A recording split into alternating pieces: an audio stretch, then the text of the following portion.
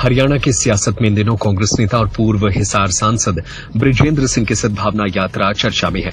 यह यात्रा प्रदेश में सामाजिक सद्भाव, भाईचारे और एकता को मजबूत करने के उद्देश्य से निकाली गई है।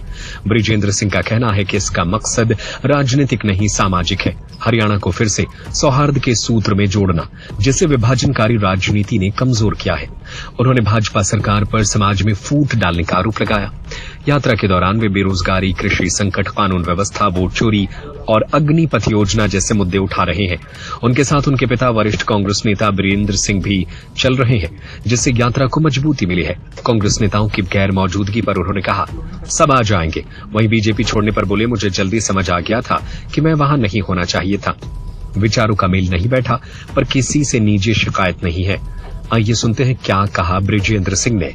आपकी पार्टी कुछ नेता है जो आपकी यात्रा को लेके खुल के सामने नहीं आए हैं, एक तरीके से समर्थन भी नहीं दे रहे और खिलाफ भी नहीं है, क्या कहेंगे? नहीं, आ जाएंगे, सब आ जाएंगे। बहुत लंबी यात्रा है, धीरे धीरे सब आएंगे। पहला एक फेज था जिसमें कईयों ने उल्टा सीधा बोला भी था, वो बंद हो गया। तो अब धीरे धीरे आगे आ भी जाएंगे। ये आपकी व्यक्तिगत यात्रा है या पार्टी की यात्रा है? पार्टी की। मैं पार्टी के झंडे के तले, पार्टी के कार्यकर्ताओं के साथ और पार्टी का संदेश लेकर, क्योंकि ये संदेश वही है करीब करीब जो राहुल गांधी जी की भारत जोड़ो यात्रा का संदेश था, वो लेकर हम प्रदेश के हर 90 हलकों से होकर गुजरेंगे। तो बिल्कुल हम तो पार्टी की बात कर रहे हैं।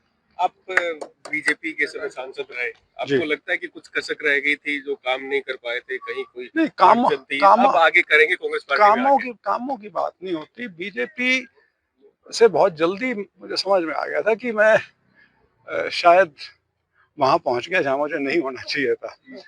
तो खैर ठीक है, लेकिन उन्होंने मेरे को मौका दिया था, उस नाते अपना जितना भी मेरा सामर्थ्य था करने का प्रयास किया। लेकिन एक समय आया जब मैं फैसला ले चुका था, और ये फैसला करीब जब मैं औपचारिक रूप से कांग्रेस ज्वाइन की उससे 1 साल पहले का मेरा फैसला हो गया था वो। तो ठीक है, बाकी मेरे को वहाँ शिकायत कोई नहीं है किसी से।